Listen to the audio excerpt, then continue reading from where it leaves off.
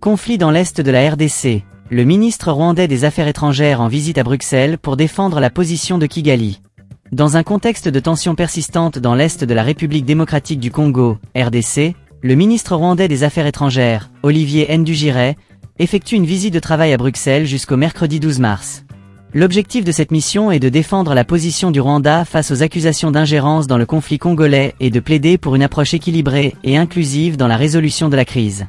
Cette visite intervient alors que la communauté internationale, notamment l'Union européenne, (UE), intensifie ses efforts pour trouver une solution durable à un conflit qui menace la stabilité de toute la région des Grands Lacs.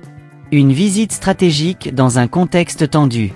La visite du ministre rwandais à Bruxelles s'inscrit dans un contexte marqué par des accusations répétées de la RDC contre le Rwanda, l'accusant de soutenir le groupe armé M23, actif dans les provinces du Nord Kivu et du Sud Kivu. Le gouvernement congolais et plusieurs organisations internationales affirment que Kigali fournit un soutien logistique, militaire et financier aux rebelles du M23, une accusation que le Rwanda nie catégoriquement.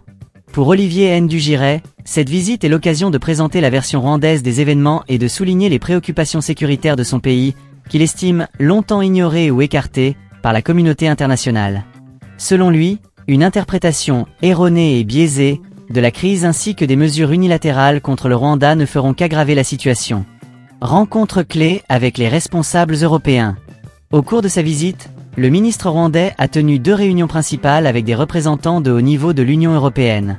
Un entretien avec Kaja Kallas, chef de la diplomatie européenne. Lors de cette rencontre, Kaja Kallas a réaffirmé la position de l'UE, appelant le M23 et le Rwanda à respecter l'intégrité territoriale de la RDC, à cesser leurs avancées militaires et à se retirer des territoires occupés. Elle a également insisté sur la nécessité d'un dialogue inclusif pour résoudre la crise. 2 discussions avec Joseph Sikla, commissaire européen aux partenariats internationaux. Joseph Sikla a souligné l'importance d'un dialogue politique impliquant toutes les parties et l'ensemble des acteurs concernés. Il a appelé à une approche collaborative pour éviter une escalade du conflit. Ces rencontres ont permis au ministre rwandais de réitérer les préoccupations de Kigali, notamment en ce qui concerne la sécurité de ses frontières et la nécessité de prendre en compte les intérêts de tous les acteurs régionaux dans la recherche d'une solution durable. Les préoccupations sécuritaires du Rwanda. Olivier Nduhungirehe a profité de sa visite pour mettre en avant les préoccupations sécuritaires du Rwanda, qu'il estime souvent négligées dans les discussions internationales. Il a rappelé que le Rwanda partage une frontière longue et poreuse avec la RDC, ce qui le rend vulnérable aux incursions des groupes armés opérant dans l'est du Congo. Parmi ces groupes figurent les Forces démocratiques de libération du Rwanda, FDLR, une milice composée en grande partie de Hutus rwandais accusés d'avoir participé au génocide de 1994.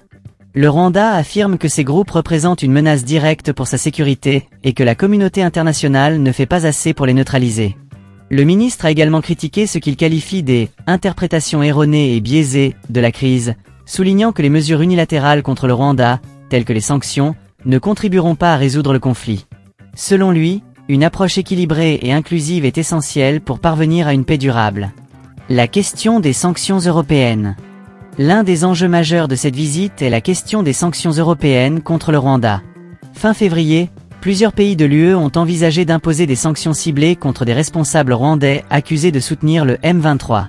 Cependant, ces mesures ont été suspendues en raison d'un veto déposé par le Luxembourg, qui a plaidé pour donner une chance au processus de négociation de Luanda et de Nairobi.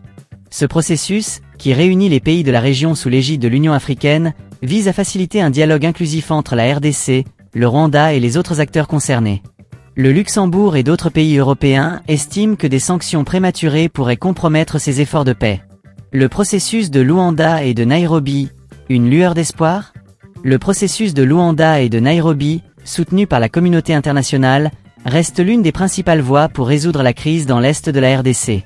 Ce processus vise à 1. Faciliter un dialogue politique inclusif entre la RDC, le Rwanda et les groupes armés. 2. Renforcer la coopération régionale pour lutter contre les groupes armés transfrontaliers. 3. Promouvoir la stabilisation et le développement des zones touchées par le conflit. Cependant, les progrès restent lents, et les récentes flambées de violence ont mis à mal la crédibilité de ce processus. Le ministre rwandais a réitéré son soutien à cette initiative, tout en appelant à une meilleure prise en compte des préoccupations sécuritaires de son pays. Les défis pour la communauté internationale.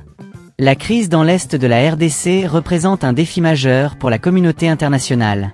Les efforts pour résoudre le conflit doivent prendre en compte plusieurs facteurs complexes, notamment 1. Les rivalités régionales, les tensions entre la RDC et le Rwanda, ainsi que les intérêts divergents des autres pays de la région, compliquent la recherche d'une solution durable.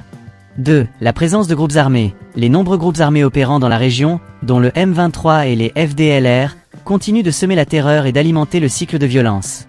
3. Les enjeux économiques. Les ressources naturelles de l'Est de la RDC, notamment les minerais, sont souvent au cœur des conflits et des trafics illicites.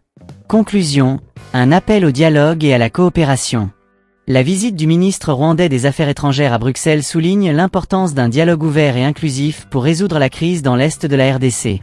Alors que les tensions entre la RDC et le Rwanda restent vives, la communauté internationale doit jouer un rôle de médiateur pour éviter une escalade du conflit. Olivier Nduhungirehe a réitéré l'engagement du Rwanda à participer aux efforts de paix, tout en appelant à une meilleure prise en compte des préoccupations sécuritaires de son pays. Pour sa part, l'Union européenne a réaffirmé son soutien au processus de Luanda et de Nairobi, tout en insistant sur la nécessité de respecter l'intégrité territoriale de la RDC. Dans un contexte régional volatile, la coopération et le dialogue restent les seules voies pour parvenir à une paix durable. La communauté internationale, les pays de la région et les acteurs locaux doivent travailler ensemble pour mettre fin à un conflit qui a déjà causé trop de souffrances.